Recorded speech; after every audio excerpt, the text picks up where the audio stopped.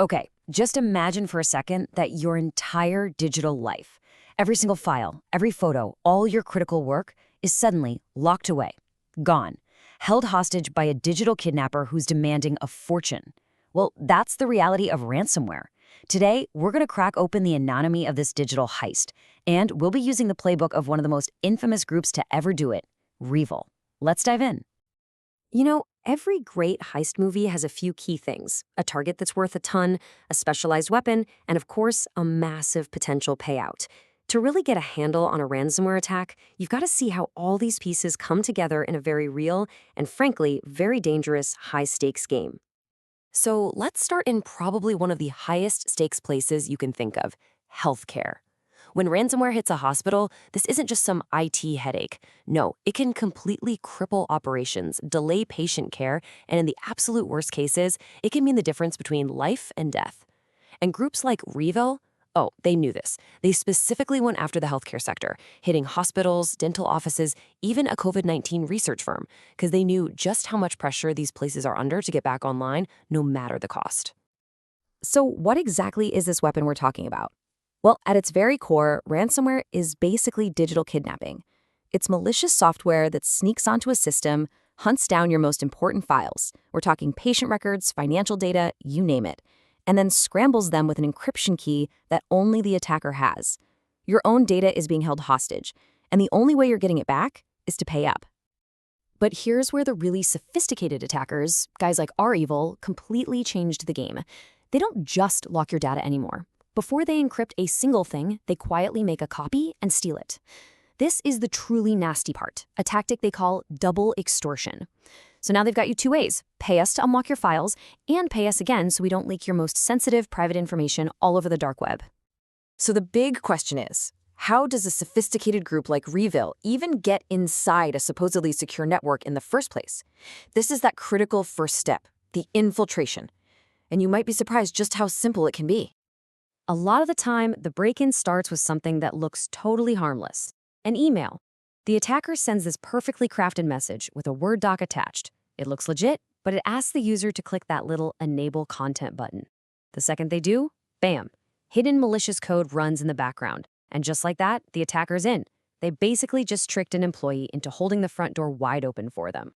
So, they're inside, but the alarms don't go off. Not yet. See, the attacker doesn't launch the ransomware right away. Instead, they act like a crew of burglars who just picked the lock. Now, it's time to quietly case the joint. Their very first move is pure recon. This is what we call the discovery phase. They move like ghosts through the network, figuring out where the most valuable data is stashed. It's the digital version of finding the building's blueprints and marking the location of the main vault. They're not just looking for files, they're learning the whole layout, usernames, everything, so they can plan their next move. Now, a standard user account has pretty limited access. To do the real damage, they need more power. This next step is called privilege escalation. They find and exploit known software bugs to boost their status, from just a regular user all the way up to a system administrator. This is literally like stealing the master key from the security office. Now they can get into every single room in the building. Okay, so they've got the master key, but they can't get caught, right? So now it's time for defense evasion. They go around and systematically shut down all the security tools, turn off the antivirus, and they even disguise their malicious software to look like normal, everyday programs. They are, for all intents and purposes, disabling the security cameras and turning off the motion sensors. And if you want to see their entire strategy mapped out, well, here it is. This is a look at the MITRE ATT&CK Framework, which is this massive database of every known tactic hackers use. Think of it as the ultimate playbook for cyber attacks. Every highlighted box there is a specific move that REvil has used in the past, from that initial phishing email all the way to the final devastating impact. It's actually how security experts track these groups and try to predict what they'll do next. Now, right before they pull the fire alarm, they've got to get the goods out of the building. This stage is called exfiltration, and it's absolutely crucial for their double extortion threat. With their full admin access and all the defenses down, they start copying huge amounts of sensitive data and quietly sending it off to their own servers.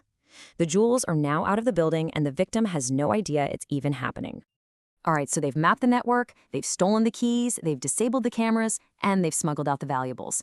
The quiet, stealthy part of this operation is officially over. Now it's time for the smash and grab. To cause the most damage possible and, really increase the odds they get paid, the first thing they do is take away the safety net. They run commands to delete all the shadow copies, all the system backups stored on the network. Then they stop critical services from running. And finally, the encryption begins. Using a really powerful algorithm like Salsa 20, REvil just tears through the network, locking down file after file after file. So for the employees just sitting at their desks, this is the very first sign that something is catastrophically wrong. All of a sudden, every computer screen flickers. The company logo, the family photos, whatever was on their desktop background, it's gone. And it's replaced with this, a stark, terrifying message letting them know their files are gone. And then the checkmate. A simple text file just appears on every single infected computer. This is the ransom note. It lays out the situation in cold, clear terms.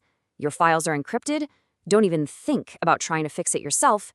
And here are the step-by-step instructions on exactly how to buy cryptocurrency and pay us to maybe get your data back. It's a truly terrifying scenario. So how in the world do you defend against a digital heist this sophisticated? Let's flip the script. Let's stop thinking like the attacker and start thinking like the defender and figure out how to build a fortress. Fighting back isn't about buying one magic piece of software. It's about building a fortress with layers of defense. First, the absolute non-negotiable. You need regular, offline backups that the ransomware can't possibly touch. This is your escape hatch. Next, you have to patch your walls. That means keeping all your software updated to close the very holes that attackers use to get more power. But, maybe the most critical layer of all is your people. Regular, good training that actually helps employees spot those tricky phishing emails can stop an attack before the bad guys even get a foot in the door. And that really brings us to the heart of the problem. While the original REvil operators have been disrupted, the playbook they perfected, it's out there for anyone to copy, to tweak, to improve upon. The threat landscape is always evolving, and it leaves us with this really critical question. In a world where the attackers only have to be right once, how do we build a defense that has to be right every single time?